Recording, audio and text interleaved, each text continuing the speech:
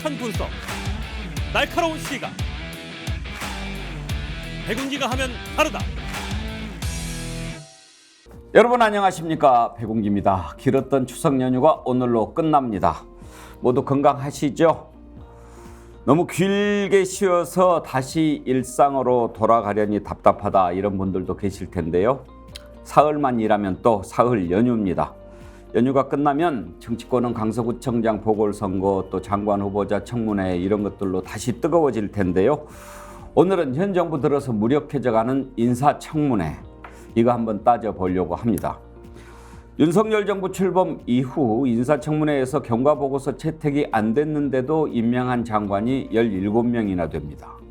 이런 청문회를 해야 하나 비판도 많이 나오는데 어떻게 해야 할까요? 오늘 한번 짚어보겠습니다. 백운기의 정치본색 출발합니다. 유기농 밀가루로 만든 광화문살롱 쿠키 직접 수제 핸드메이드 하고요. 방부제도 안 들어가고요. 첨가제 같은 것도 안 들어가고 순수하게 유기농 밀가루로 다른 재료를 섞어서 하기 때문에 여러분 드셔보시면 아, 건강한 쿠키다 이런 생각 드실 텐데요. 쿠키 종류가 많아서 골라 먹는 재미가 맛있어요. 있고 택배로도 받으실 수 예, 있죠. 예, 근데 맞습니다. 직접 와서 드시면 좋은 게 여기 또 커피가 맛있어서 예. 같이 먹으면 또 맛있더라고요. 자, 네이버에 스픽스 광화문살롱 치셔도 되고요. 스픽스 몰에 들어가시면 여러분들 맛있는 쿠키 건강하게 드실 수 있습니다. 네, 오늘 함께 하실 네 분 패널 소개해드리죠. 양문석 언론학 박사, 김유정 전 민주당 의원, 박진영 민주연구원 본장, 정규환 스픽스 대표 나오셨습니다. 어서 오십시오. 안녕하세요. 우리 김유정 의원 명절 잘 보내셨습니까? 네, 시댁에 잘 다녀왔습니다. 좀 피곤해 보이신 듯? 네, 조금 피곤해요. 기름 냄새를 많이 맡았습니다. 어제 전희연 교수 그 추석 명절 보낸 얘기 하시는데 시금치가 너무 많이 올라가지고 네. 청경채로 잡채를 했다고 그렇게 얘기를 하시더라고요. 네, 너무 비싸고요. 과일값 특히 굉장히 비싸요. 시금치 7, 8천 원 합니다, 한 단에. 애호박도 한 3천 원 하고요. 그러니까 뭐 10만 원 들고 나가도 진짜 뭐 살 게 없다는 말이 맞는 말이 된 것 같습니다. 그러게 말이에요. 네. 양문석 박사는 통영 갔다 오셨나요? 통영에 이제 뭐 부모님 안 계시고 큰 고모님 계셨는데 큰 고모님도 돌아가시고 그래서 이제 뭐 고아가 돼서 이제 없고 유일하게 이제 아버지 형제분 어머니 살아 계시는 분이 안산에 계세요. 안산에. 네, 그래서 예. 이제 막내 고모님이 이제 움직이지 못 하시는데 이제 찾아뵙습니다. 박진영 교수는 어제 안부 살폈고 우리 정기환 대표는 추석 명절 연휴 어떻게 보내셨나요? 제가 추석 당일날 밤늦게 이제 고향 마산으로 갔어요. 태어난 데는 저는 마산입니다. 가서 그 다음날 아침에 차례 지내고 산소 둘러보고 바로 올라왔습니다. 예. 왔다 갔다 하니까 엄청 피곤하네요. 제가 KTX 표를 사전에 예매 안 하고요. 제가 손이 굉장히 빠릅니다. 서울, 대구 뭐 이렇게 왔다 갔다 많이 하니까요. KTX 표가 없는 분도 열심히 손운동을 하면요. 표가 하나씩 떨어집니다. 이거 한 30분만 열심히 하고 있으면요. 포기 않고 계속하면 계속 하면 됩니다. 예. 그래서 혹시 좋은 KTX 팁인데요. 표가 없어서 고향 못 가신다는 분은 저한테 노하우를 줘주면 왔다 갔다 할 수 있습니다. 한두 자리는 열심히 하면 나올 수 있죠. 예. 그리고 이제 이번에는 또 연휴 기간이 좀 기니까 예. 아무래도 이제 기성이나 기경이 좀 분산되는 효과도 있어서 예년보다는 또 표 구하기가 좀 쉬웠습니다. 왜 박진영 교수 고개를 흔들어요? 안 돼요? 저는 저기 운전 너무 많이 해가지고 힘들었어요. 아, 운전 힘들죠. 네. 차로 가면은 어디에요? 저기 박진영 교수 영천 예, 아니신가? 경북 영천입니다. 예. 서울에서 갈 때 7시간, 올 때 8시간 걸렸습니다. 애쓰셨네. 그래도 옛날보다 나아진 겁니다. 저는 12시간 걸린 적도 있어요. 네. 근데 왔다 갔다 7시간, 8시간 하면 가족끼리 좀 더 돈독해집니다. 네. 갈등이 좀 더 심해져요. 잡니다. 다 자고 있어요. 이제 뭐 돈독 갈등 이런 시기를 지났기 때문에. 네. 그냥 운전하고 가는 거죠. 그래요.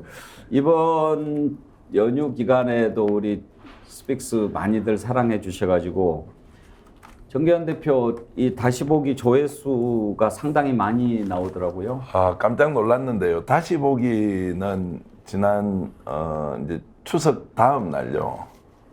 전국 언론 중에서 6위를 했더라고요. 앞에 있는 데가 이제 그 뭐 MBC, KBS, SBS, 뭐 채널A, JTBC 다음에 스픽스. 깜짝 놀랐습니다. 그 1조회 수가 150만 회를 넘었었고요. 예. 그리고 이제 우리 백앵커님 진행하시는 프로그램도 조회수가 평소보다 1.5배에서 한 2배 정도 늘어나서 야 이게 웬일인가 했는데 그래서 전문가한테 물어봤습니다. 이게 뭐냐 우연일치냐 그러니까 이제 쭉 이런 스픽스를 구독해 주시고 시청해 주시는 분들이 응축되어 있는 응원과 격려가 이제 이번 명절 계기로 폭발했다. 그래서 50만을 돌파한 이후에 증가 속도가 훨씬 더 또 빨라져 가지고요. 한 일주일 사이에 지금 정확하게 제가 계산을 해보니까 한 달이 채 되지 않았는데 5만 명 이상 늘어나서 아 이런 경우는 전례가 없다. 그만큼 스픽스의 구독자 증가 속도가 빨라졌다. 이런 평가를 받고 있습니다. 그래요. 그리고 지금 동시 접속하시는 분들도 꽤 많은데 지난번에 2만 6천 명 돌파한 이후 지금 계속 2만 명 동접자 유지하고 있거든요. 어제도 2만 명 넘게 들어오셨어요. 깜짝 놀랐습니다. 정말 이제 그렇고 또 밤에 저희들이 다시 보기 돌리지 않습니까?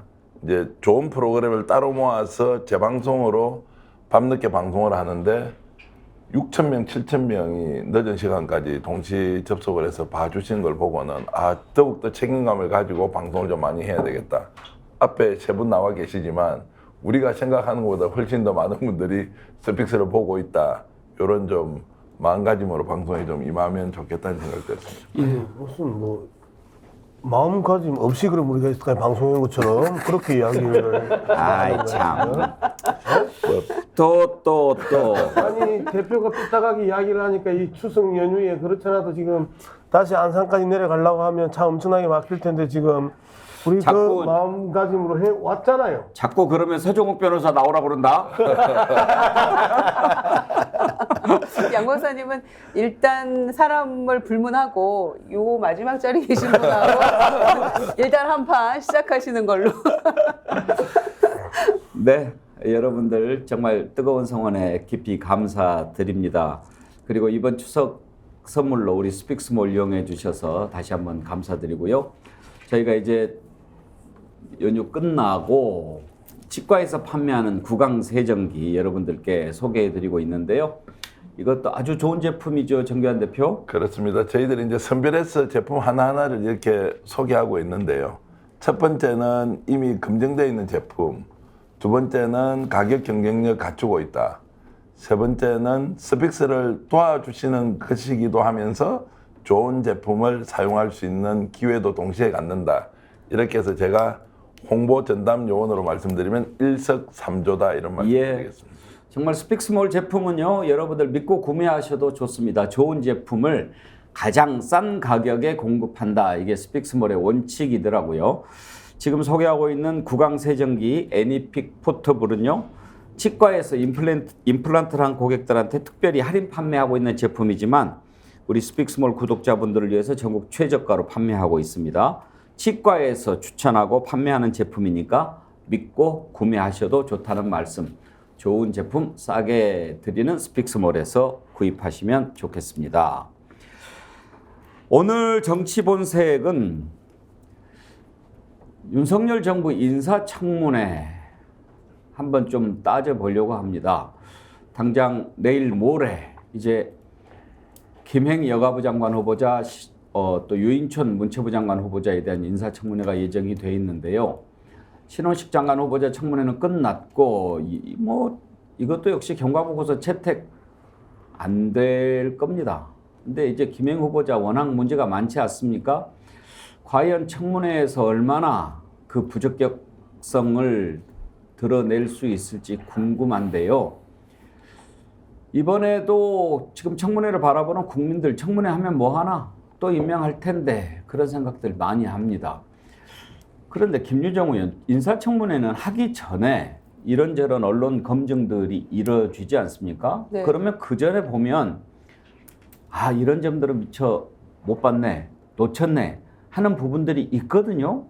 그러면 좀 그냥 자진 사퇴 형식으로 낙마시키고 새로운 후보 찾든지 그렇게 하고 그랬는데 이번 정부는 무조건 고해요. 예.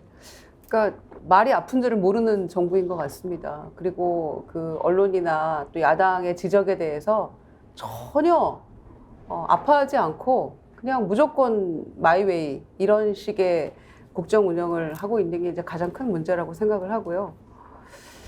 특히 이제 이 인사청문 후보자로 나선 사람들이 하나같이 이제 문제가 많은 후보자들이었는데 거기에 대해서 당연히 비판을 하는 것이고 당연히 문제 지적을 하면 좀 적극적인 해명을 한다거나 이건 이렇고 저건 저렇기 때문에 이 후보자에 대해서 뭐 지명을 했다거나 본인의 적극적인 해명도 별로 없고 또 그거를 추천한 쪽에서도 별로 없기 때문에 이제 야당에서 조금 더 몰아붙이면 이제 그건 또 이 정부의 주특기 있잖아요. 가짜 뉴스 되는 거고 이런 식으로 지금 국정 운영을 1년 3개월, 4개월째 하고 있기 때문에 행정부 그 내각 자체도 엉망인 것이고 국정 운영의 목표도 방향성을 상실하고 지금 어디로 이 대한민국 구가 가고 있는지 모르는 지경에 이르렀다 이렇게 생각합니다.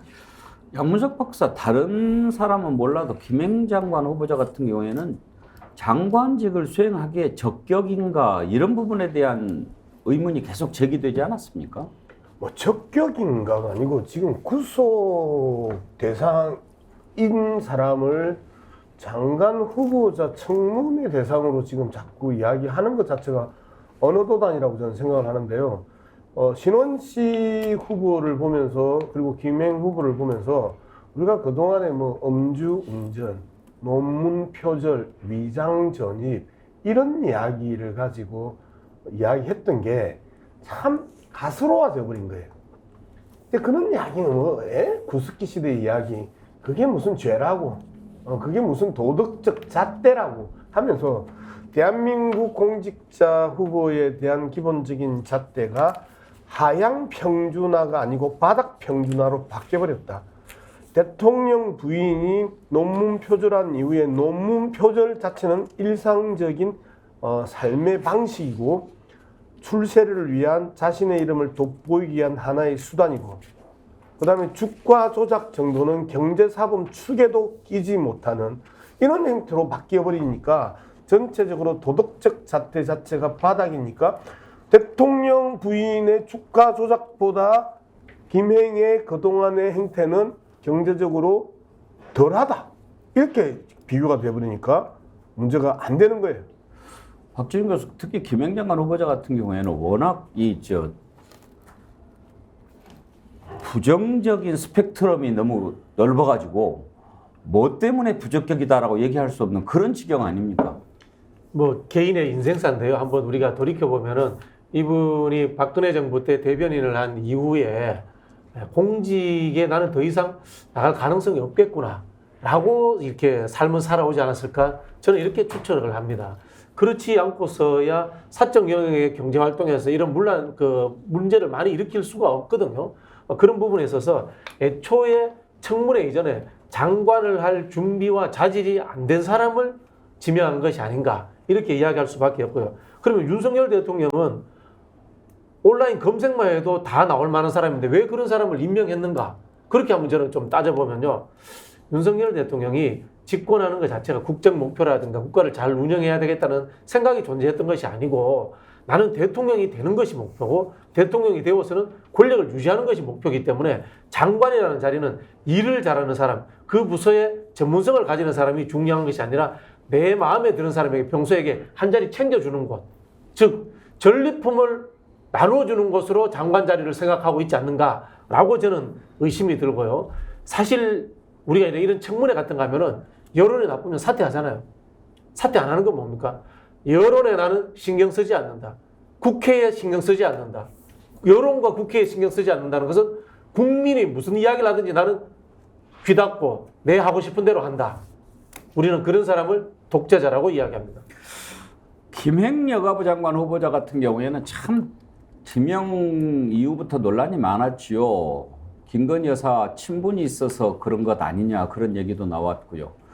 당장 본인이 했던 말들이 막 바뀌니까 사람들이 더 의아해합니다. 맨 처음에 뭐 자기는 소통 전문가니까 소통 잘하겠다라고 했다가 또 의혹 제기가 계속되니까 이제 도어스태핑 안 할란다. 그렇게 또 얘기했죠. 그리고 뭐 의혹 보도 당장 오늘부터 중단하라. 이런 얘기도 했고요. 또 뭐가 있습니까? 뭐 김건희 여사 뭐 한 번 만났는데 알고 보니까 사진이 석 장이나 나오고 했는데 그 가까웠던 거 아니냐 뭐 이래도 또 반응이 별로 없고요. 저는 개인적으로 흠결이 있을 수 있지 않겠습니까? 사회생활하면. 그러면 장관 임명됐으면 거기에 대해서 아 이런 지적이 나왔구나라고 하는 것에 대해서 진솔하게 밝히고 또 이해를 구하고 양해를 구하고 안 되면 사과하면서 뭔가 이런 것들이 국민들이 바라보는 의혹 제기에 좀 더 충실하고 좀 낮은 자세로 이렇게 하면 좋겠는데 한두 번 그렇게 하는 모습을 보이다가 한 서너 번째쯤 가지니까 이제 큰 소리를 칩니다. 쓸데없는 의혹 제기하지 마라. 마치 정쟁을 누군가 만들어서 정치적 공격을 하는 것처럼 만들어 놓고 나 이제 안 한다. 이제 이런 말은 결국 이 사람은 인사청문회 과정에서 국민들에게 어떤 장관, 어떤 국무위원으로서 역할을 할 것인지 보여주는 그 공간으로 생각하지 않고 대통령이 임명했기 때문에 나는 무조건 장관 가는 거니까 너희들이 어떤 질문을 하더라도 내한테 제대로 된 답 얻기 어려워. 이렇게 하면서 오히려 국민들을 꾸지러워하는, 국민을 오히려 꾸짖는 이런 이제 상황까지 간 걸로 보면 이분도 인사청문회를 준비할 마음이 없는 것이죠. 임명됐고 장관 가는 것이니까. 그러니까 집권 여당조차도 인사청문회 기간을 정하지 않고 기다리다 지친 야당이 단독으로 인사청문회 하자고 하는 상황까지 갔으니 어떻게 국민을 생각하는 국무위원 또는 장관 후보냐 이런 질문을 던질 수밖에 없습니다. 자, 이제 내일 모레 5일 김행 여가부 장관 후보자에 대한 인사청문회가 열릴 텐데요. 그동안의 김행 후보자 발언들 들어보시면 그동안의 논란이 좀 정리가 될 것 같습니다. 모아봤는데 들어보시죠. 장관의 후보자이자 동시에 언론계 선배로서 후배님들께 말씀드립니다. 최선을 다하려는 사명감이 있었습니다. 그런데 이제는 여가부 장관 후보로서 보다도 가짜 뉴스를 배차하지 않을 수 없다는 그런 입장에 있습니다. 우리 주변의 보좌진들은 아무것도 얘기하지 않는 것이 가장 저한테 유리하다고 합니다. 그래서 저도 차라리 아무 얘기도 하지 않을까라고 고민도 했습니다. 저 역시 걷잡을 수 없는 가짜 뉴스에 빠져 있습니다. 단호하게 대처하겠습니다. 부끄러운 언론의 현실입니다. 청문회 때 제가 창업한 소셜뉴스, 소셜홀딩스, 메타캔버스, 사이언스 클래스의 모든 경영 내용을 전부 다 공개하겠습니다. 그때까지 도어스태핑은 중단합니다. 청문회 때까지 어떠한 의혹 보도도 중지해 주시기 바랍니다. 필리핀 여자를 취해서 애를 낳고 도망친 코피노들이 그렇게 많은 거예요. 그 사이에 난 아이들. 그런데 필리핀 여자들이 다 난다는 거예요. 하는 사회과는 어떤 경우라도 여자가 아이를 낳았을 적에 사회적, 경제적 지원 이전에 우리 모두가 좀 부드럽게 받아들일 수 있는 톨러런스라고 할까요? 10년 전이었어요. 근데 갑자기 질문을 하니까 제가 그 숫자를 기억을 못 하겠더라고요. 그 지배권을 갖고 있는 회사는 제가 100% 공인이 됐어요. 근데 소셜뉴스는 지분이 그때 당시 여러 명이 있었어요. 그래서 그때 남편과는 다른 시민한테 줬다. 이랬지 무슨 숨길 의도가 없었어요.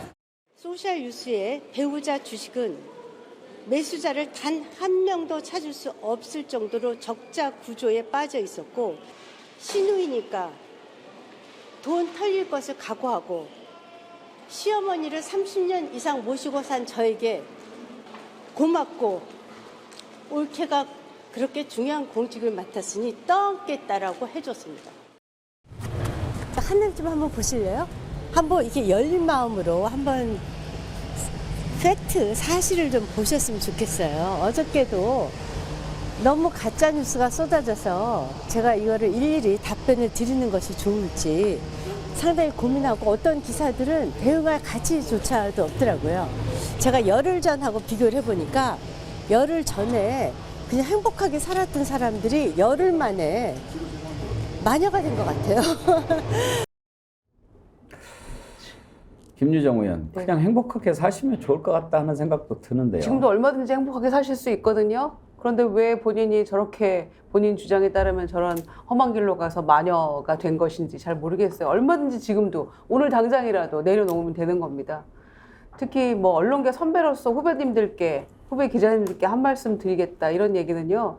저희도 이제 정치 뭐 과거의 선배 내가 말이야 라고 하면서 하는 선배들의 말씀이 굉장히 뭐 공감 가는 부분이 있을 때도 있습니다만은 후배들 입장에서 봤을 때는 굉장히 듣기 싫고 거북할 때도 많거든요. 그런데 특히 김행 후보자 같은 경우에는 지금 뭐 정치부 출입하고 문화부 출입하고 하는 일선의 기자들처럼 실제로 그런 그 영역에서의 기자를 한 건 아니었잖아요. 뭐 어찌됐건 지금 기자도 아니면서 언론계 선배로서 후배 기자들 이렇게 운운하는 거는요. 기자들 입장에서 취재하기도 굉장히 힘들고 여러 가지 의문점도 의혹들이 지금 꼬리에 꼬리를 물고 그렇게 많은 흠결 많은 후보를 취재하는 기자들 입장에서 그렇지 않아도 힘든데 얼마나 꼴보기 싫겠습니까? 저런 이야기 자체가. 그래서 아마 좋은 기사 쓰고 싶어도 쓸 수 없는 아마 그런 마음일 거라고 생각을 하고요. 저렇게 의혹이 많은데도 불구하고 본인의 의혹에 대해서 조금 생각하고 차분하게 정리해서 설명을 하는 게 아니고 또 해명을 하는 자세가 있는 게 아니고 가짜뉴스를 치부해버리고 무슨 도 스태핑 중단을 선언하고 정말 이거는 너무 오만하고 거만한 태도죠. 그리고 국민에게 설명하는 것이지 그거를 묻는 기자들에게 단순히 답변을 하는 그런 자리는 아니거든요. 그런데 시종일관 그런 태도를 취하고 있다는 점에서 의혹들에 앞서서 이미 장관으로서는 예선 탈락이다. 저는 그런 생각입니다. 방통위원을 지내신 양 박사님, 의혹 제기를 다 그냥 가짜 뉴스라고 이렇게 이야기를 해버린데 지금 이동관 후보자도 가짜 뉴스 뭐 원스트라이크 아웃 얘기하는데 뭐가 가짜 뉴스입니까? 자기들이 이야기했던 게 다 가짜 뉴스잖아요. 한 번밖에 안 만났다. 처음에는 모른다. 한 번밖에 안 만났다. 아까 정기환 대표 그 이야기 하더만요. 근데 3번 만났다. 근데 3번 만났다는데 나중에 알고 보니까 훨씬 더 깊고 깊은 관계더만요. 그래서 자기가 한 이야기가 다 가짜 뉴스였잖아요. 그러면서 어떻게 저렇게 부끄러운 언론의 현실입니다라고 저런 표현을 쓸 수 있죠. 부끄러운 언론의 현실입니다. 부끄러운 언론의 현실이라는 이 의제는 맞아요. 부끄러운 언론이 내 현실은 맞는데 김행이 할 말은 아니죠.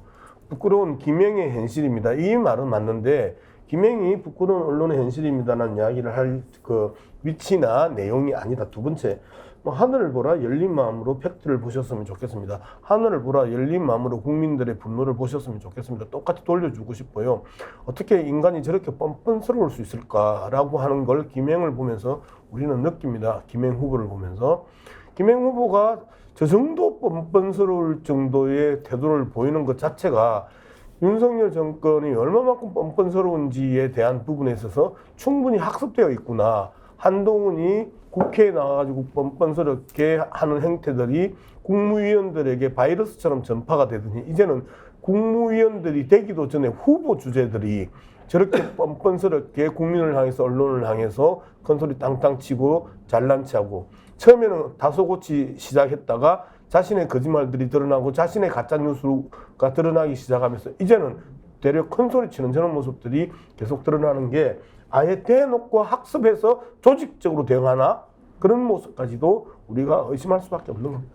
정기환 대표, 사실 초반에 신원식 국방장관 후보자, 김행 여가부 장관 후보자, 그리고 유인촌 문체부 장관 후보자 3사람 지명했을 때만 해도 국민들이 야, 유인촌 장관 그 욕설하고 막 이랬던 사람, 그리고 뭐 블랙리스트 논란도 있고 어떻게 저런 사람을 또 지명을 하나, 가장 그쪽이 논란이 될 거라고 예상을 했는데 요즘에 보면 유인촌 장관 후보자가 3등 됐어요.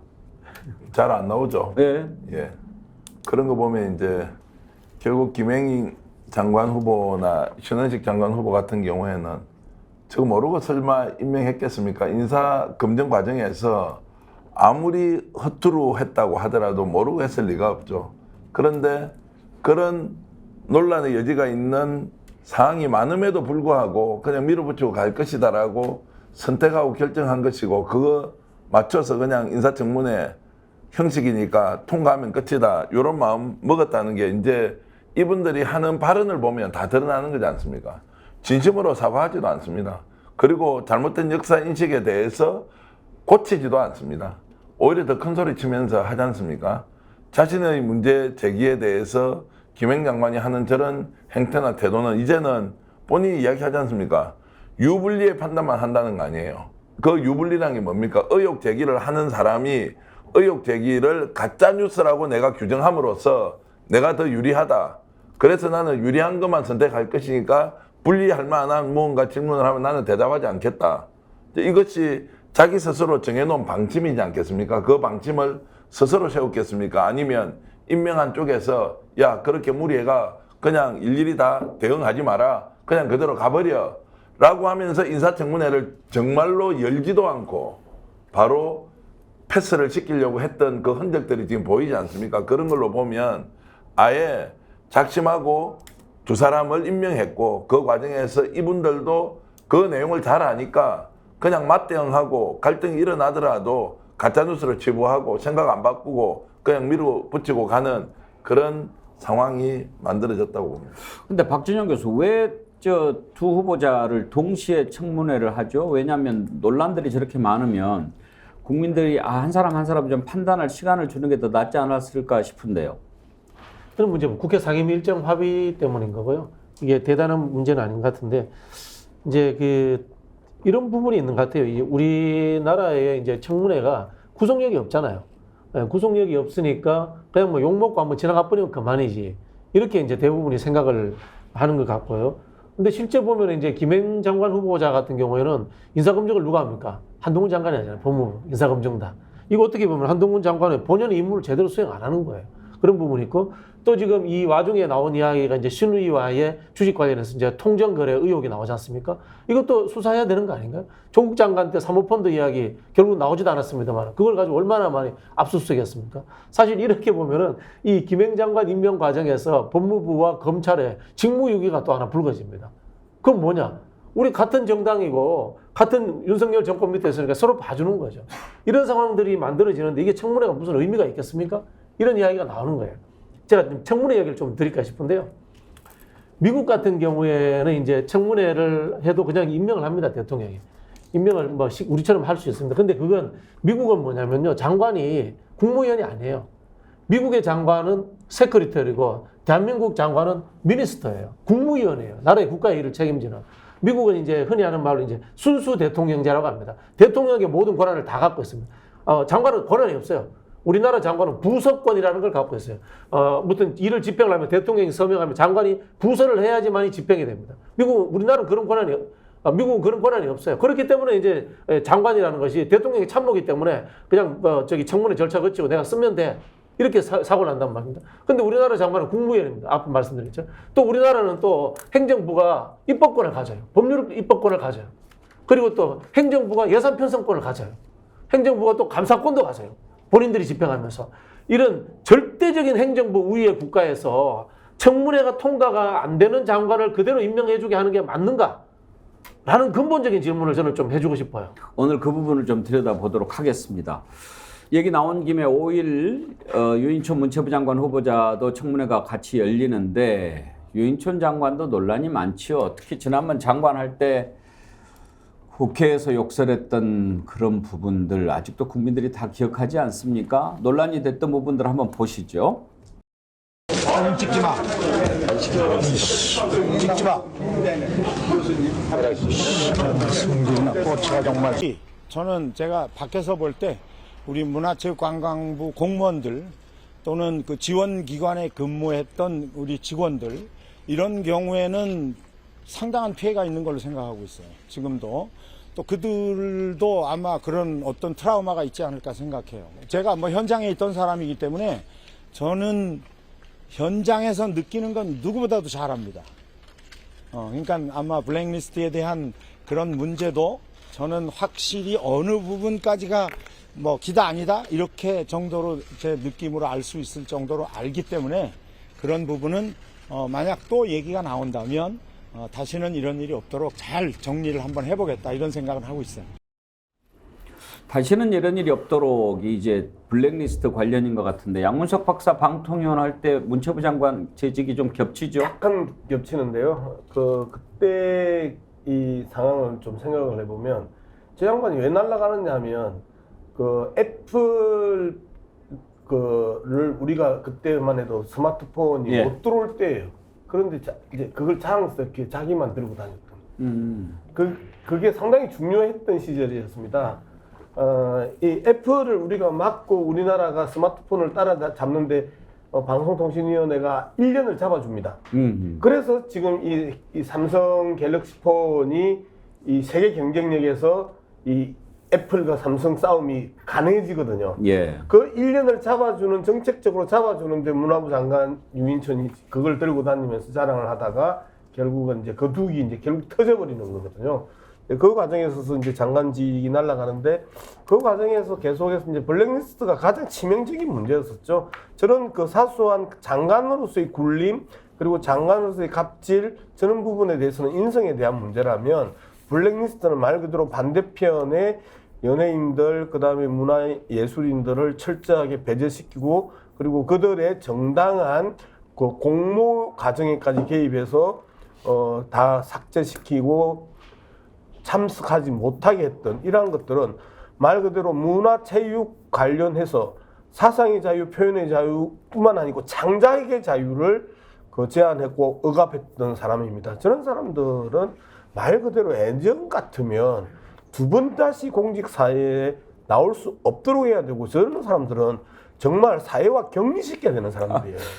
김유정 의원, 어떻게 골라도 저런 사람들만 골라냐 그런 얘기들이 많이 나오지 않습니까? 그러니까 이렇게 고르기도 어렵겠다 그런 얘기가 많이 나왔죠. 그리고 이제 2명의 청문회를 앞두고 있는데요.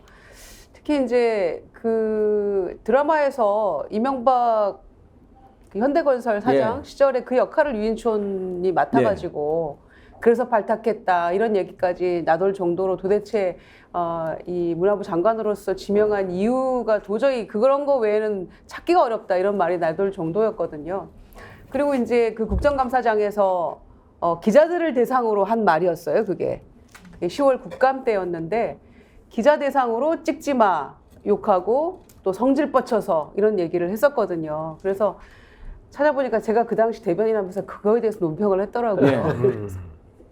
그래서 그 얘기를 지금 이제 와서 또 하고 있는 제 이 상황도 참 초현실주의적인 상황이다 이런 생각을 하는데 그때는 제가 성질 뻗치는 사람 그거 바라보는 국민들이 성질 더 뻗친다 이제 이런 얘기도 했었는데 이런 정도로 언론과 또 언론인들에 대한 기본적인 양식이 없는 사람이잖아요. 저런 태도는. 그리고 어느 장관이 국정감사장에 와가지고 저런 식의 태도를 취합니까? 특히 언론을 향해서 기자들을 향해서 반말하면서 찍지 마 욕하고 그런 장관은 역대 없었던 모습이기 때문에 그때 당시 굉장히 논란이 됐었고 사퇴하라 이렇게 얘기를 했었죠. 그리고 그 옆에서 팔짱 끼고 웃으면서 지켜보고 있었던 신경민 차관 너도 사퇴해라 라고 저희가 이제 논평 내고 막 신재민 신재민 차관도 팔짱 끼고 그렇게 바라보고 있었거든요. 그래서 같이 사퇴해라 동반 사퇴해라 이런 얘기 했었는데 하여튼 기본적으로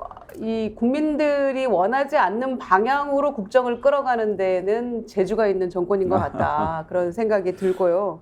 그리고 기본적으로는 미국 얘기하셨는데 미국은 상당히 오랜 시간 동안 이제 이 후보자 검증을 하거든요. 그러니까 거의 1년에 걸쳐서 후보자 검증을 하고 기본적으로 우리가 국회에서 청문회 할 때 논란이 되던 사안들은 그 정도 논란이 청문회장에서 논란이 된다면 이미 예선 탈락이어서 올라올 수가 없는 거잖아요.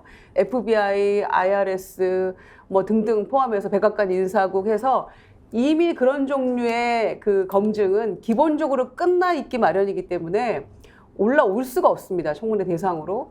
그래서 우리는 그런 검증의 기반이 매우 빈약하기 때문에 이제 도덕성과 공직 역량을 분리해야 되지 않느냐 이런 얘기 나오고 있는 것인데 이거 잘하겠다, 투명하게 하겠다, 과거 민정수석실에서 하던 거하고 우린 달라라고 했던 한동훈 장관은 어디서 뭘 하고 있었기에 이렇게 말도 안 되는 장관 후보자들을 지금 후보로 지명할 때까지 무슨 검증을 했으며 어떤 역할을 해서 이 사람들이 적합하다고 했는지 본인이 그 잘하는 굉장히 말 많고 여러 가지 변명하잖아요. 한동훈 장관의 지금 답이 필요한 시점이 아닌가 생각합니다. 근데 자, 한동훈이 무슨 힘이 있나요? 나는 이제 우리도 이제 좀 냉정하게 한번 따져볼 필요가 있는데 과연 유인촌을 검증하고 싶어서 한동훈이 검증을 하려고 하면 한동훈이 그런 권한과 힘이 있냐라는 거예요. 이렇게 쓰레기 하치장으로 만들어 놓은 장관 후보들을 그리고 장관들을 보면 그 몇몇이 한동훈이 걸르고 싶어서 걸러야 된다고 의견을 냈었을 때 대통령과 대통령 부인이 오케이 걸러라 라고 이야기할 수 있는 그러한 그 한동훈의 힘이 과연 있는가라고 판단을 해볼 필요가 있다. 두 번째, 한동훈이 그러면 그렇게 이야기할 수 있는 용기가 있는가라고 또 한번 이야기를 해볼 필요가 있습니다. 시스템의 문제가 아니고 의지의 문제가 아니고 내용의 문제가 아니다. 기본적으로 의지도 없고 용기도 없는 집단들의 쓰레기 하치장하 국무위원회, 국무회의 자체를 그리고 국가 운영 자체를 쓰레기 하치장하로 전환시켰다. 저는 정기현 대표 뭐 하나마나 또 임명하겠지요? 그래서 저렇게 큰 소리 치고 국민들 앞에서 꾸짖고 이런 거 아닙니까? 뭐 듣지도 않고 그리고 뭐 의혹 제기하면 가짜 뉴스라고 매도를 하는데 저는 인사청문회가 갖는 이제 그 장점 중에 하나는 특정인을 검증해서 그 사람이 어떻게 살아왔는지 국민들이 좀 알아야 되겠다라고 과거의 행적을 묻고 또는 정책의 방향을 또 따져보고 이런 것도 있지만 더 중요한 것은 저는 국가가 기본적으로 지향해야 되는 목표에 너무 장관 후보가 장관이 많이 벗어나서는 안 된다.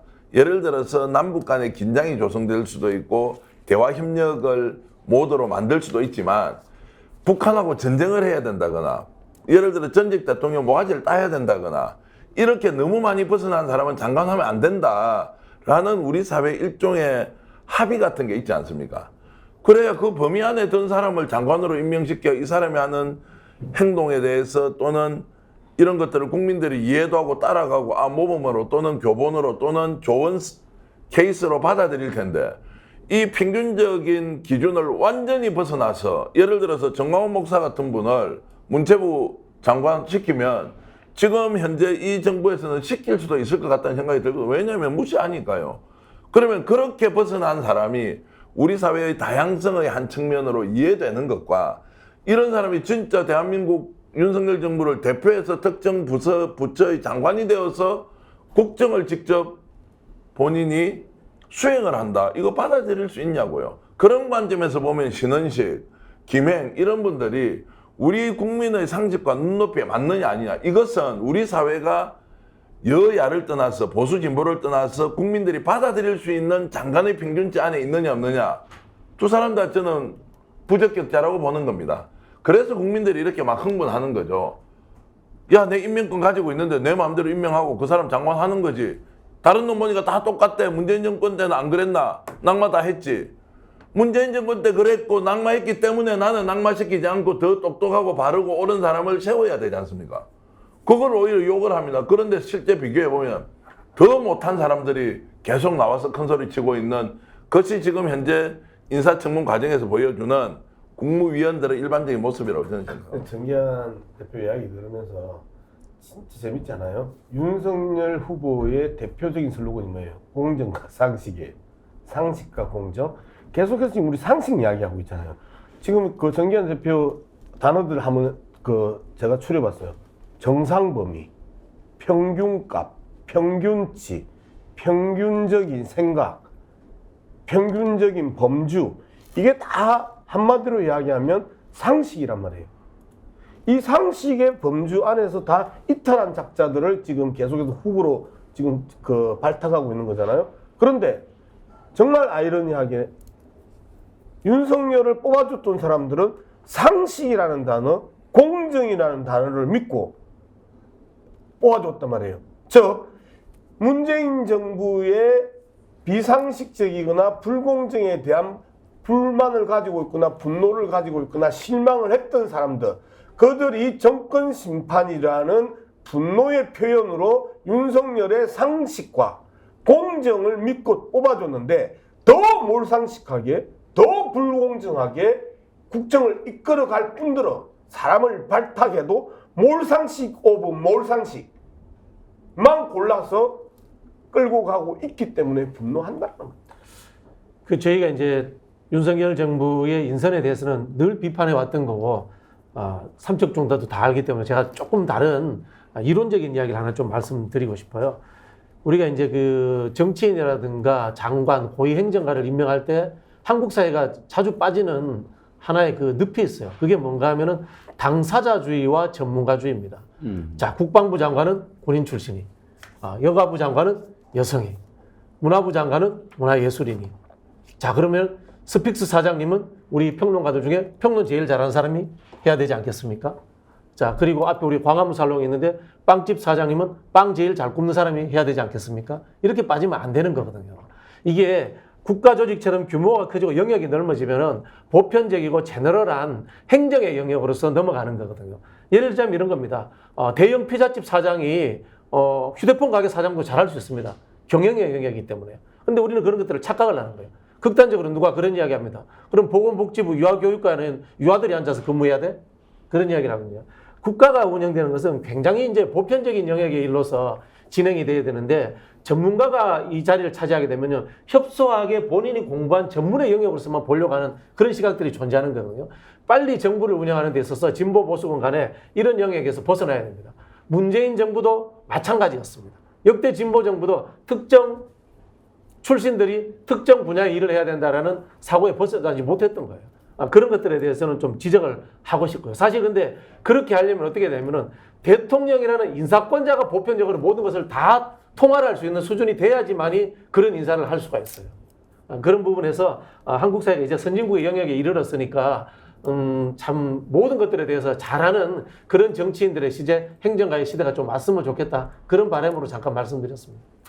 그 국민이 공부하는 학생, 우리 이제 학교 다니는 학생이라고 생각해 보면, 제가 3학년 때, 초등학교 3학년 때 선생님 잘못 만나가지고 뭐 잘못됐다고 칩시다. 근데 어떤 사람은 그 선생님이 잘했다는 사람도 있고 잘못됐다는 사람도 있어요.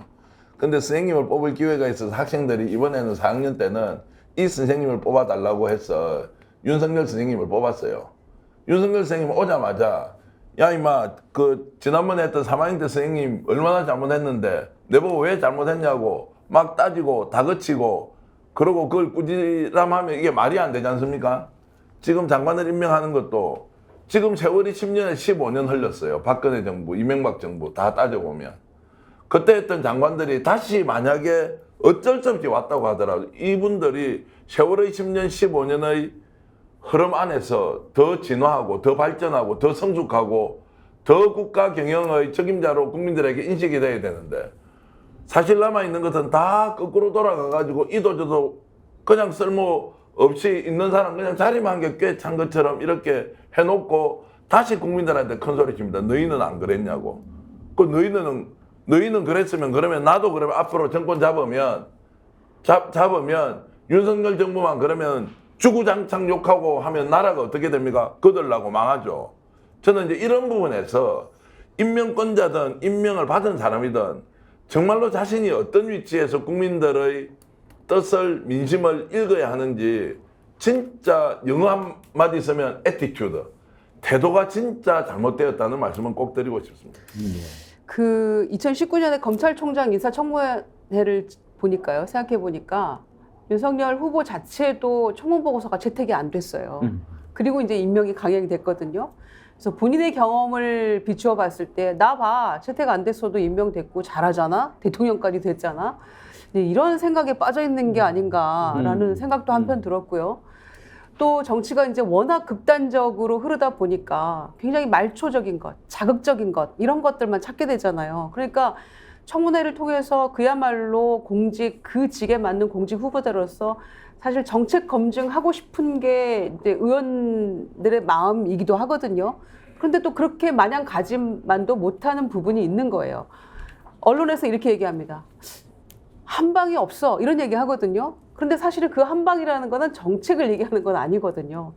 신상 털기나 그 주변을 둘러싼 기본적인 이제 도덕적, 법적 여러 가지 문제들 이런 부분들에 이제 귀추가 주목이 되기 때문에 사실은 그야말로 정말 정작 중요한 거는 정책적인 부분인데 그 부분은 등한시하게 되고 간과하게 되고 도덕적 검증에서 일단 그 여론의 주목을 받기 때문에 이런 문제가 더 심각해지는 게 아닌가 생각하고요.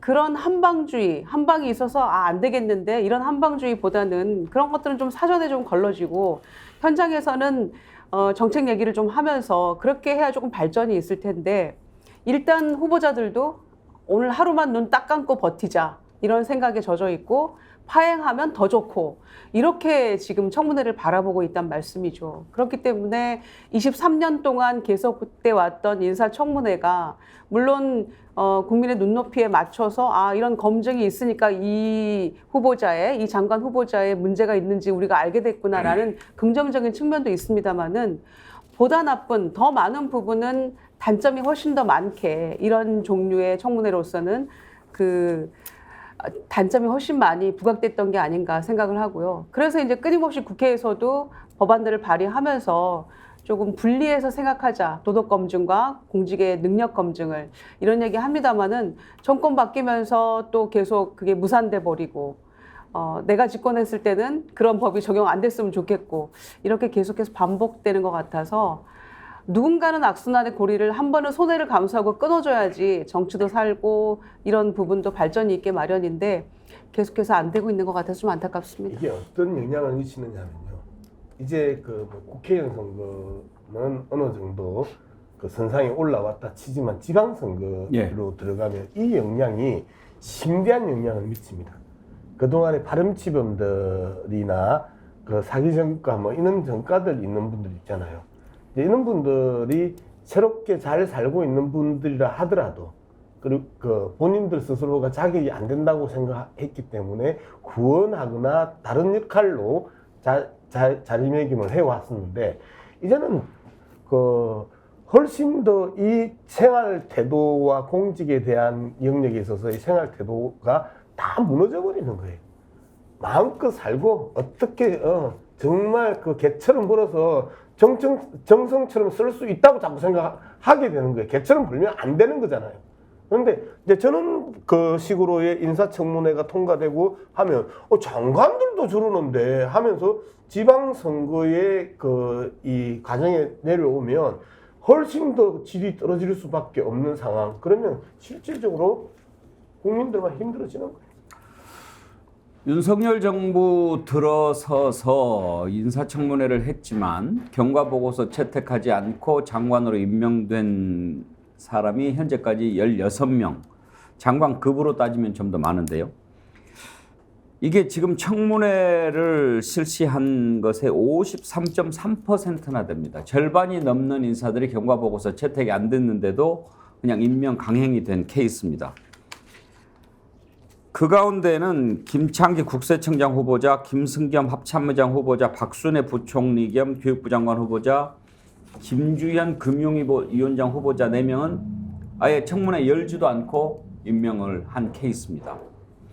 인사청문회가 지난 2000년에 시작이 됐는데요. 김대중 정부 때 인사청문회 16번 있었지만 경과보고서는 다 채택이 됐습니다. 장상, 장대환 2명의 총리 후보자가 낙마를 했고요. 노무현 정부 들어서는 5년 임기 동안 93명에 대한 인사청문회 이루어졌지만 청문 경과 보고서 없이 임명된 케이스는 3명입니다. 임명 강행 비율이라고 그럴까요? 이 비율이 5.6%. 이명박 정부 때는 인사청문 경과 보고서 채택 없이 임명된 게 17건. 비율로는 21.5%였습니다. 그랬다가 박근혜 정부에서 12.2%로 좀 내려갔고 문재인 정부 때도 좀 적지 않았습니다. 청문 경과보고서 없이 채택된 게 21.7%. 이 정도였지만 지금 윤석열 정부는 50%가 넘습니다. 절반 이상이 청문 경과보고서 채택 없이 임명이 된 겁니다. 이번에도 그럴 거로 지금 예상이 되는데 자, 그렇다면 인사청문회를 해야 되냐 말아야 되냐, 굳이 해야 되냐, 이런 논란이 자연스럽게 생기게 됩니다. 인사청문회를 하는 것은 그 후보자가 장관직을 수행하기에 또는 그 직을 수행하기에 적절한가, 문제는 없는가, 이런 걸 들여다보기 위해서 하는 것 아니겠습니까? 그리고 여야가 국민이 뽑은 대표들이 국회에서 검증을 하는데 이건 아니다 싶으면 그걸 받아들여야 되는데 그냥 무십니다. 그래서 언젠가도 제가 말씀드렸습니다만 이런 인사청문회 제가 꼭 해야 되는가 그런 의심을 많이 가졌다니까요. 의문을. 그런데 이제 신원식 장관 후보자 임명되고 나서 이렇게 나오는 것들을 보면서 아, 그래도 이건 좀 해야 되겠구나. 딱 인사청문회라고 하는 그 자리뿐만 아니라 인사청문회까지 검증하고 그리고 이제 인사청문회를 통해서 확실하게 확인하고 이런 과정이 필요하니까 이런 사람이 앞으로 그 직을 맡았을 때 어떻게 하는지 우리가 알 수 있는 소중한 기회가 되니까 해야 되겠구나. 만약에 그런 과정이 없었다면 우리가 어떻게 붕짜자 붕짝을 알겠습니까? 붕짜자 신원식 장관 후보자 얼마나 논란이 많았습니까? 청문회 때 있었던 장면 한번 잠깐 보실까요? 후보자가 한 얘기들 중에는 종북 주사파와는 협치는 못한다 이런 말씀을 하셨습니다. 종북 주사파를 어떻게 개정 규정하고 있습니까? 대한민국 야당을 어떤 시각으로 보고 있습니까? 이 말씀의 뜻에는 야당과는 협치할 수 없다라는 얘기가 깔려있는 듯합니다. 지금 종북 주사파가 어떤 사람들입니까?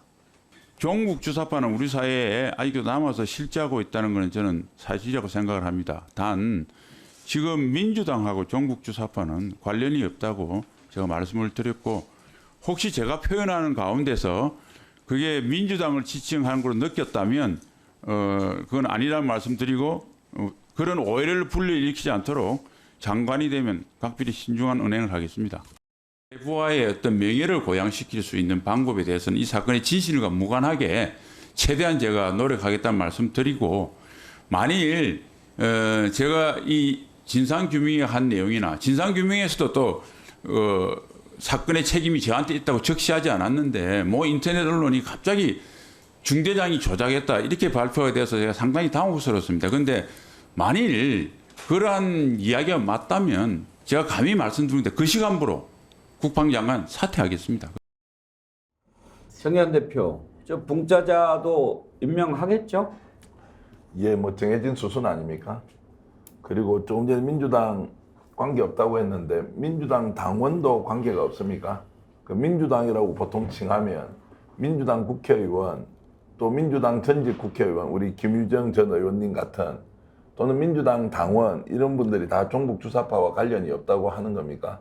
그러면 그 전까지 저 사람이 공개된 장소에서 종북 주사파라고 했으면 문재인 전 대통령은 민주당 아닙니까? 그럼 그걸 다 이제 본인이 취소한 겁니까? 그래서 도대체 이제 본인이 바깥에서 얘기했던 종북 주사파는 누구? 지금 현재 종북 주사파는 민주당이 아니다라고 하는 것은 뭔지 제가 좀 구분이 안 되고요. 저런 정도 이제 인식을 가진 분이 정말 제가 육사 출신이고 삼성 장군을 했고 지금도 여전히 종북 주사 논리, 대통령 모가지 논리, 그러고 북한을 어떻게 해야 된다는 것 이런 것들로 보면 정말 위험천만하게 짝이 없는데 저분을 데리고 윤석열 대통령이 정말 국방부 장관으로서 얼마나 쓸지 계속 논란이 있을지 정말 두고 보면 저분이 어떻게 이제 행동을 할지 우리가 알 수 있다고 저는. 아니 보면서 이제 장관이 되면 뭐 언행에 신중하겠다라는 얘기를 해명을 하던데 우리가 살아봤지만 사람이 변합니까? 사람 안 변하죠. 어른은 키 안 커요. 네, 사람 안 변하죠. 저는 변할 수 없다고 생각합니다. 그리고 이제 할 말이 없으니까 이제 정부 여당 쪽에서 하는 얘기는 이렇게 얘기를 하더라고요. 그때는 뭐 공직에 있지 않을 때였다. 그냥 사인이었을 때 했던 이야기다. 이런 얘기들을 하는데요. 방금 말씀드린 것과 일맥상통하는 겁니다. 사람 안 변하는 거고요. 또 장관 후보자이기 때문에 과거의 그의 모습을 통해서 현재를 보는 거고 또 현재 언행을 통해서 미래를 짐작하게 되는 거죠. 그런데 뭐 과거에 사적인 발언이었다? 사적인 게 어디 있습니까? 공직 후보자에게. 다 과거의 그 언행들을 털어보고 현재 공직에 맞는 인물인지 그렇게 보는 것이 청문 과정인 것이고 검증의 과정인 것이죠. 그런 점에서 굉장히 부적절하다고 보고요. 제가 두 가지 진짜 화나는 점이 있습니다. 국군의 날에 선글라스 끼고 장병들하고 피자 먹으면 사기가 진작이 됩니까? 대통령이 가서? 신옥식 장관처럼 박정원 대령에 대해서 수사 외압에 대해서 불의한 거하고 진실을 밝히기 위해서 정의를 지키기 위해서 노력하는 그 박정원 대령을 폄하하면서 삼류 저질 정치하고 있다라고 했던 그 신원식 후보자가 국방장관이 되어서 우리 장병 지킬 수 있겠습니까? 저는 그 점이 있어서 가장 분노하는 지점이고요. 그리고 국방부 장관이 우리 장병들의 목숨을 그렇게 하찮게 여기는데 누가 우리나라를 지키는데 그렇게 앞장서서 사기가 진작되고 할 수 있겠습니까? 그 점에 있어서 정말 부적합한 인물이라고 생각을 하고요. 다른 걸 다 떠나서. 그리고 그 무인기가 용산을 뚫었을 때 김병주 그 의원에게 그런 얘기 했잖아요. 북한과 내통하고 있는 거 아니냐 이런 얘기. 구글링만 해도 충분히 알 수 있는 팩트를 얘기하고 있는데 적과 북과 내통 이런 얘기를 했단 말씀이죠. 그런 것만 보더라도 자, 과거에 그가 했던 이야기들과 지금 현재 의원 시절에 했던 이야기가 바로 북과 내통하고 있는 거 아니냐 이런 얘기 하고 있는 거 아닙니까? 삼류 저질 정치 하고 있다 이런 얘기 하는 거 아닙니까? 그러니까 뭐가 달라졌죠? 과거 사인이었을 때 했던 이야기와 공직에 없을 때 했던 이야기와 지금 국회의원을 하면서 했던 이야기가 하등 차별되는 게 없어요. 차이가 없어요. 그게 그 사람의 본질인 겁니다.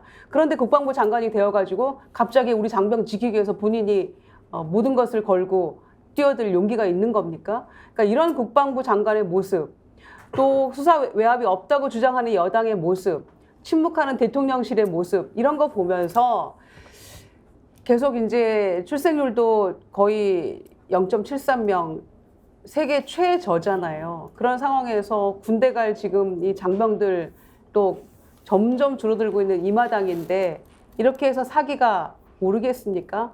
군인들, 장병들마저도 지금 각자 도생의 삶을 살아야 되는 게 우리 현실이거든요. 그래서 정말 부적합한 인물인데 뭐 아마 5일 정도의 재청문 보고서 이렇게 다시 보내가지고 이번 주 중에는 임명을 할 것 같아요. 그러니까 이게 우리의 비극인 거죠. 자, 그러면 이제 좀 대책을 생각해 보도록 하겠습니다. 지금 이 3명의 논란이 많은 장관 후보자 다 대통령이 그냥 임명할 거야 라고 사람들이 아예 그냥 전제하고 얘기를 합니다. 그래 왔으니까요. 그러면 이걸 막을 방법은 없을까? 법률이라고 하는 것은 입법 취지를 살펴야 합니다. 왜 청문회를 두었습니까? 대통령 인사권은 고유 권한이라고 하지만 그 인사권이 공정하게 상식에 맞게 행사가 돼야지 그렇지 않으면 그건 인사권의 남용이 되는 거거든요. 인사권을 남용하지 않게 하기 위해서 법률을 만들고 청문회를 하는 것 아닙니까? 그러면 그 취지에 맞게 인사권을 행사하라 이런 뜻이 담겨 있다고 봐야 할 것입니다. 그러면 어떻게 해야 될까요? 얼른 생각하기에는 법률을 좀 바꿀 필요도 있지 않을까 싶습니다. 지금 이제 우리가 대법원장 임명 동의안 국회에 곧 올라가서 이제 치러질 텐데 표결이 있게 될 텐데 대법원장 같은 경우에는 인사청문회 하고 나서 마음대로 대통령 임명 못합니다. 국회가 임명 동의안을 처리를 해줘야 됩니다. 만약에 부결이 되면 바로 아웃입니다. 어떻게 될지 봐야 되는데 지금 국무위원 후보자에 대해서 적어도 정말 중요한 자리에 있는 몇몇 대상은 국회 임명 동의를 좀 하도록 해야 되지 않을까 그런 생각도 듭니다. 교육부 장관, 경제부총리 이렇게는 부총리 아닙니까? 교육부총리, 경제부총리 좀 확대하든지 여기에 국방부 장관 매우 중요한 자리죠. 뭐 국무위원 다 중요한 자리지만 그래도 특별히 또 생각해 볼 수 있는 게 법무부 장관 너무나 중요하지 않습니까? 방통위원장도 이렇게 적어도 중요한 자리에 대해서는 조금 해야 되지 않을까 그런 생각도 해볼 수 있고요. 모든 장관에 대해서 다 그렇게 한다고 그러면 지금처럼 여소야대 상황에서 대통령이 아예 인사권을 행사 못하는 그런 상황도 생기니까. 그렇지만 적어도 입법 취지도 살리고 국민의 여론도 좀 반영하고 아니면 아니다라고 하는 소리를 좀 듣게 하기 위해서는 그런 걸 좀 개정해야 되지 않는가 그런 생각을 할 만하고요. 또 한 가지는 야당 의원들이 좀 실력을 좀 늘려야 됩니다. 우리가 문제가 많은 장관 후보자 딱 지명이 됐을 때 아, 저 사람 저거 좀 날려야 돼. 이런 국민적인 정서가 형성이 돼 있는데 못 날립니다. 왜 그렇습니까? 실력이 부족해서 그런 경우가 많았습니다. 한동훈 장관 후보자 정말 안 된다고 얼마나 별렀습니까? 그랬는데 결과 나온 거는 뭐였습니까? 이모 고모 뭐 그런 얘기 나오지 않았습니까? 부끄러웠죠. 그 국민들의 눈높이에 못 맞추는 야당 의원들의 실력 이런 것도 좀 향상을 해야 되는데 그런 대책을 한번 좀 생각해 보죠. 예를 들면 대법원장 같은 경우에 청문회를 안 했더라면 국민들이 그렇게 몰랐을 거예요. 그런데 국민들이 보니까 야, 저거는 대법원장은커녕 판사 될 자격도 없는 사람 아닌가 이런 생각 들지 않습니까? 이제 국회에서 임명동의안 표결하겠지만 통과가 쉽지 않을 걸로 보입니다. 청문회 때 나왔던 장면들 한번 보시죠. 위안부 피해자들이 거짓 증언을 했다. 즉 일본군을 따라가 자발적으로 매춘을 한 사람들이 위안부다라고 또 그 경희대 철학과 최모 교수가 얘기했습니다. 어떻게 생각하십니까? 그 부분도 제가 정확하게 잘 모르는 부분입니다. 철학과 재학생들과 졸업생들은 그 최 교수에 대해서 기초 상식을 부정하는 망언을 일삼다 이렇게 반발을 했고 역사학계에서도 한국 근대화의 시작을 일제 지배에서 찾는 건 근거 없는 주장이다. 위안부 관련 시민단체나 학계에서도 국제적으로 공인된 피해 사실을 왜곡하고 있다. 이렇게 얘기하고 있는데 대법원장 후보라면 이 정도는 말씀해 주셔야 되는 거 아닙니까? 예, 뭐 그 부분에서는 지적하신 말씀 부분에 저도 그런 근데 아는 바가 없다는 말씀하시는 게 뭡니까? 제가 그 부분에 대해서 정확하게 그렇게 별도로 위안부 이런 문제에 대해서 실제로 사건도 처리해 본 적이 없고. 정말 큰일입니다. 위안부를 사건 처리를 안 해봤기 때문에 위안부에 대해서 잘 알지 못한다. 후보자 아들이 대학교 1학년 때 학부생 때 김현장 인턴을 해서 이제 많은 의원님들이 지적을 하셨는데 김현장에는 로스쿨생도 인턴하기가 굉장히 어렵다고 제가 얘기를 들었어요. 근데 학부생 인턴이 있는지는 이번에 처음 알았습니다. 어떻게 들어갔습니까? 제 아들이 군대에 들어가려고 휴학을 해가 와가지고 친구들하고 해가 들어간 것으로 저는 알고 있습니다. 어떻게 들어갔냐고요, 그러니까? 저는 그 부분을 전혀 알지 못합니다. 그 정직하셔야 되거든요. 김현장이 저한테 제출한 자료를 보면은 뭐라고 돼 있냐? 학부 인턴의 경우에 문의가 많다. 그런데 별도 공고는 하지 않는다. 그리고 심사위원회도 따로 두지 않는다. 그러면 공고도 하지 않고 심사도 안 하는데 도대체 어떻게 관심법으로 알고 들어갔습니까? 그러면 결국은 아빠 찬스를 이용해서 들어간 거죠. 정직하게. 저는 그렇게 그러니까 생각하지 않습니다. 예? 그렇지 않습니까? 아니 제 아들이 미국에서 친구들을 사귀어가지고 그러니까 미국에서 공부하다가 이제 방학 때 여기 와가지고 그런 저 스펙 공동체까지 이렇게 이제 아빠 찬스를 가지고 이루어지는 거죠. 야, 이렇게 아빠 찬스로 인턴하고 논문 쓰고 스펙 쌓고 고위 엘리트 족벌 공동체 이게 대한민국의 평범한 청년들에게 얼마나 큰 박탈감과 좌절감을 주는지 대법원장 후보자는 알고 계십니까?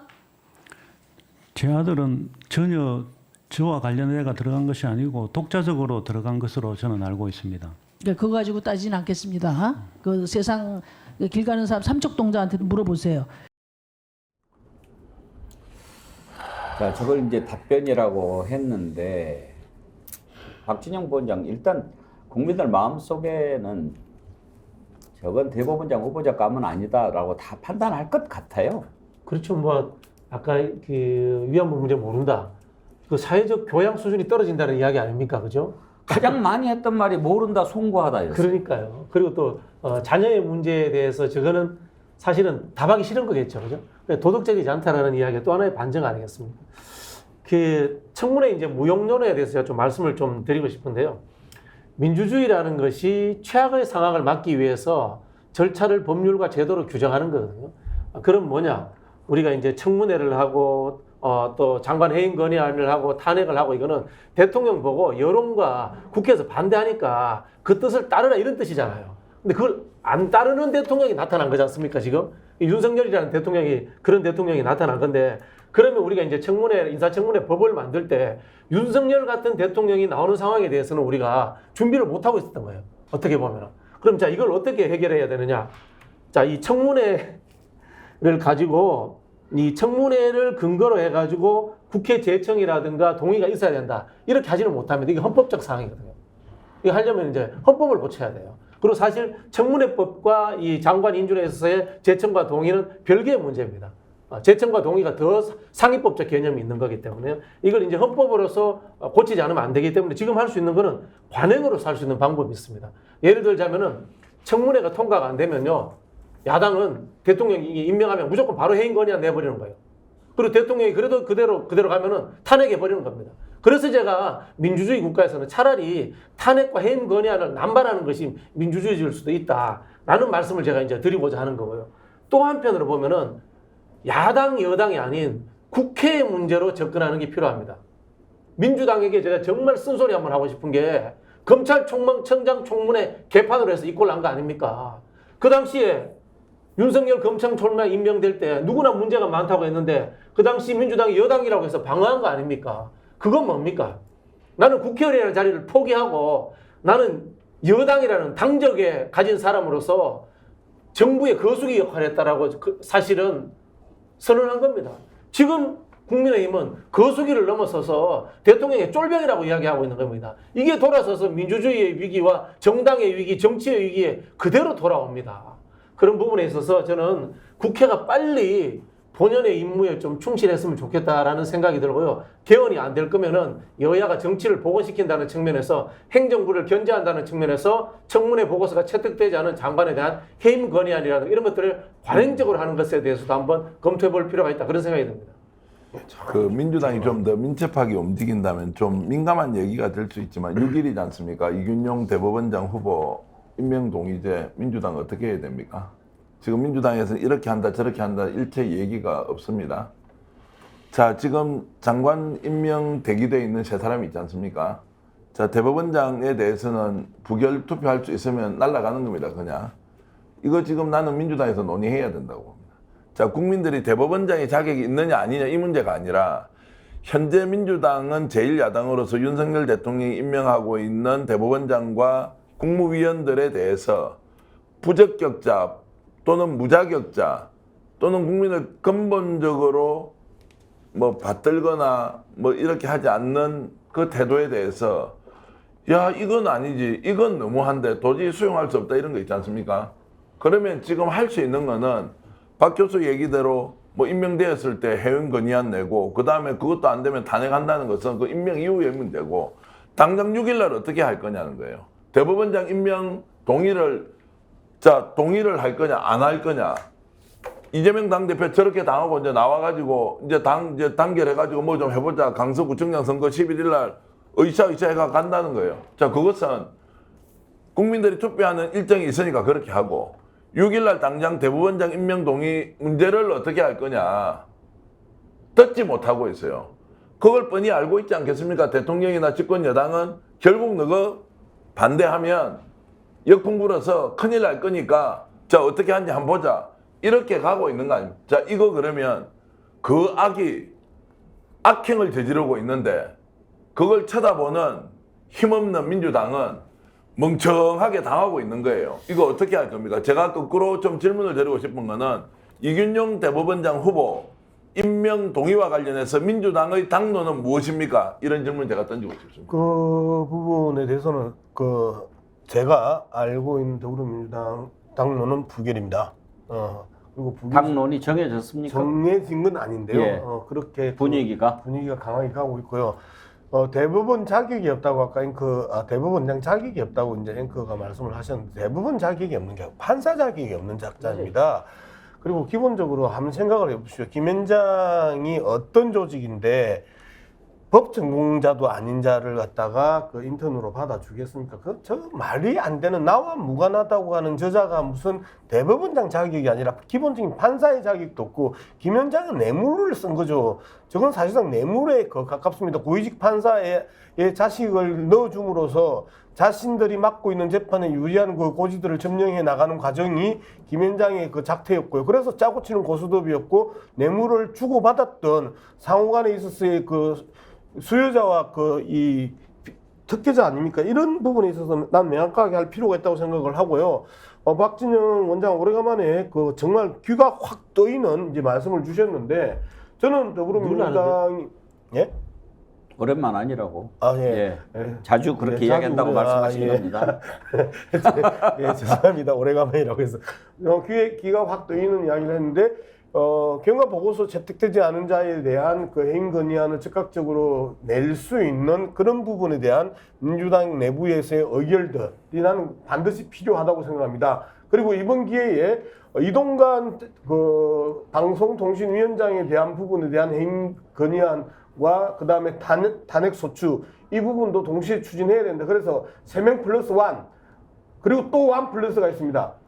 이동관부터 시작해서 3명의 그 장관 후보자에 대한 인사 검증에 완전히 실패한 책임을 누구한테 물어야 됩니까? 일단은 실무 책임자인 한동훈 법무부 장관한테 물어야 되는 것 아닙니까? 그러면 이번 인사와 관련돼 가지고 한동훈 그리고 이동관 그리고 이 나머지 3명 이렇게 해서 5명을 통째로 정리해야 된다라고 저는 생각을 하고요. 그리고 여기에서 박진영 원장이 이야기했던 아주 중요한 부분입니다. 국회는 탄핵소추가 일상화돼야 된다. 역풍 소리 하지 말고 국회가 할 수 있는 잘못된 건 잘못했다고 정확하게 짚어주는 게 국회의 역할입니다. 그렇게 함으로써 행정부가 긴장하게 만드는 게 맞는 겁니다. 국정 발목을 잡는 게 아니고 국회의 기본적인 역할을 제대로 하는 게 더 중요하다고 생각합니다. 대책을 생각해 봤는데 결국은 사후 약방문 성격밖에 안 나옵니다. 탄핵을 일상화해야 된다, 남발해야 된다라고 하는데 글쎄요, 그 방법밖에 없을까요, 김유정 의원? 그래서 다시 돌아가면 인사청문회법을 개정을 해야 되는데 도덕적인 측면과 공직 역량 측면을 두 개를 분리해서 해야 된다. 저는 이렇게 생각합니다. 그런데 이제 여야 공수가 바뀔 때마다 본인 입장 생각하면서 과거에는 개정하겠다고 했다가 또 입장 바뀌면 안 한다고 했다가 이런 그 형태로 계속 악순환이 반복되기 때문에 법을 개정하지 못하고 계속해서 무한 반복되는 모습이 계속되고 있는데요. 이 부분은 조금 개정이 필요하다 저는 이렇게 생각합니다. 그래서 진짜로 걸러져야 할 부분은 도덕적인 부분은 미리미리 좀 다 걸러야 되고요. 그 부분은 비공개로 청문회를 하더라도 정책적인 측면에서 정말 어떻게 그 비전을 가지고 있는가 이런 검증을 좀 제대로 할 수 있는 이제 그렇게 가면 야당 의원들이 아까 이제 실력 없다 제대로 준비 안 했다 말씀도 하셨는데 진짜 제대로 이제 실력을 서로 검증할 수 있는 자리가 되는 거죠. 정책적인 거 가지고 얘기를 하면. 그래서 법 개정이 서로의 유불리 따지지 말고 좀 개정이 필요하다. 지금이라도 민주당이 나서서 이건 해야 된다고 생각합니다. 우리가 정권을 다음번에 반드시 가져오더라도 이 부분은 개정하고 가는 것이 맞다고 생각하고요. 대법원장 관련해가지고는 저는 이거는 뭐 거론할 여지 없이 부결시키지 않으면 민주당은 야당으로서 존재 의미가 없다고 생각합니다. 특히 강제동원 문제 관련해서 대법원에서 배상 판결이 내려졌었는데 이거를 완전히 거꾸로 돌리고 있는 게 윤석열 정권이거든요. 그리고 일본에게 다 면죄부 주고 받아오는 것도 하나도 없는 이런 상태인데 대법원장이 이런 강제동원 배상 문제나 또 위안부 문제에 대해서 어떤 철학과 가치관을 가지고 있는가 이거 굉장히 중요한 지점인데 결론은 아무 생각이 없는 것 같아요. 본인이 걸려있는 여러 가지 뭐 10억 비상장 주식 문제, 아빠 찬스 문제 이런 모든 것들을 떠나서라도 법적인 부분에 대해서 법을 모르는 대법원장이 우리 필요 없거든요. 그래서 기본적인 역사 인식도 문제고 법도 모르고 여러 가지 도덕적 법적 흥결을 가지고 있고 이런 후보자를 우리가 굳이 대법원장으로 뽑아서 존경할 필요가 있겠습니까? 그래서 저는 당에서 이 부분은 반드시 당론으로 부결시켜야 된다고 저는 생각합니다. 저는 태도에 대해서 한 말씀 보태고 싶은데요. 이균용 대법원장 아들이 후보의 아들이 미국에서 대학 1년을 하다가 김현장 인턴에 들어갔지 않습니까? 정말로 걔가 자기 실력으로 어떻게 들어갔다고 칩시다. 아버지 진짜 백 없었습니다. 그렇게 칩시다. 그런데 아들이 거기서 인턴을 했단 말이에요. 그러면 대법원장 후보가 야 그런 사실이 있다고 하면 내가 설사 그렇게 하지 않았지만 국민들의 눈높이를 와서 이건 내가 자격이 없으면 내 아들 잘못 키운 겁니다. 여러분들 충분히 그렇게 볼 수 있습니다. 죄송합니다. 혹시라도 이게 내가 판사 출신이기 때문에 애들이 아빠 찬스로 들어갔던 오해 불러 일으키는 거 여러분들 시각이 맞습니다. 죄송합니다. 제 아들 그렇게 안 키웠지만 이 부분 여러분들이 그렇게 보는 거 내가 충분히 납득하고 이해하는데 대법원장을 하면 이런 것들이 직접 연결이 되지 않도록 제가 하겠습니다. 이게 저는 고위공직자의 기본 태도 아닙니까? 오해받더라도 그것이 사회에서 어떻게 보느냐에 따라서 나의 발언이 달라야 되고 태도가 달라야 되는데 그거는 나는 모릅니다라고 이거를 전문용어로 뭐라 하는지 아십니까? 여기 유튜브 방송이니까 말씀드리면 생 깐다는 겁니다. 아예 그냥 일방무치 해버리지 않습니까? 이게 말이 됩니까? 그런 위인이면 그렇게 안 했겠죠. 그리고 이균용 대법원장 후보자가 몇 살인가요? 네, 정확히 나이를 잘 모르겠는데 그렇게 살아왔으면은 모습에서 그런 모습이 좀 드러나는 겁니다. 그렇게 돼 있죠. 링컨 대통령이 그렇게 얘기를 했다던가요? 남자 나이 40이 넘으면 자기 얼굴에 책임을 져야 한다고요? 저는 오늘 뭐 애티튜드 얘기가 많이 나왔습니다만 계속 청문회 보면서 참 못났다 그런 생각 많이 했습니다. 이 나라의 대법원장을 하겠다는 사람입니다. 그런데 어쩌면 저렇게 태도가 비굴하고 비겁하고 초라하고 당당하지 못할까 그런 생각 여러분들 많이 들지 않았습니까? 국회가 무섭습니까? 대통령이 무섭습니까? 대법원장이 자기 자신보다 더 무서워해야 할 사람이 어디 있습니까? 국민밖에 없지 않습니까? 그런데 그 모습을 보면서 당신은 좀 잘못 살아온 것 같다 그런 생각이 들었는데 저만 그랬는지 잘 모르겠습니다. 오늘 정치본색은 국민의 대표가 모인 국회에서 청문회를 하고 이 사람은 적격하지 않다 그렇게 했는데도 계속 임명을 해대는 현 정부 어떻게 생각하는지 어떻게 바꿔야 될지 이 문제를 가지고 토론을 해봤습니다만 딱 해답이다라고 하는 것을 찾지는 못했습니다. 결국은 국민의 몫이 아닌가 싶습니다. 우리가 계속 깨어 있어야 한다는 그 명제를 다시 한번 생각하게 됩니다. 국민들이 눈 부릅뜨고 쳐다보면 그런 짓 함부로 못하지 않겠습니까? 우리가 계속 깨어 있도록 노력하십시다. 우리 스픽스 더욱 많이 구독 권유해 주시고요. 주변에 널리 알려주시고 또 우리 스픽스 백운계 정치본색 찾아와서 댓글 남겨주시고 의견 나눠주시고 함께 깨어있자고 손잡고 가면 이 나라가 더 앞으로 나아갈 수 있을 거다 하는 생각이 듭니다. 오늘 함께 해주신 여러분들 감사드리고요.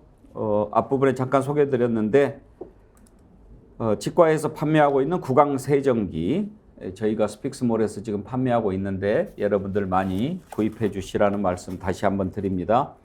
애니픽 포터블인데요. 쉽게 이렇게 들고 다니면서 세정하실 수 있는 구강 세정기입니다. 치과에서 임플란트한 고객들한테만 특별히 할인 판매하는 건데 우리 스픽스몰 전국 최저가로 구입하실 수 있으니까요. 치과에서 추천하고 판매하는 제품 많이 구입하셔달라 말씀드리겠습니다. 오늘 백운계 정치본색은 녹화로 진행이 됐는데요. 내일은 생생하게 생방송으로 다시 찾아뵙겠습니다. 함께해 주신 네 분, 양문석 박사님 또 명찰 띄어 불었네. 김미정 의원님, 박진영 부원장님, 정기환 대표님 네 분 수고하셨습니다. 감사합니다. 감사합니다. 내일 아침 10시 50분 생방송 백운계 정치본색으로 다시 찾아뵙겠습니다. 함께해 주신 여러분 감사합니다. 국민 앵커 백운기 정확한 분석 날카로운 시각 백운기가 하면 다르다.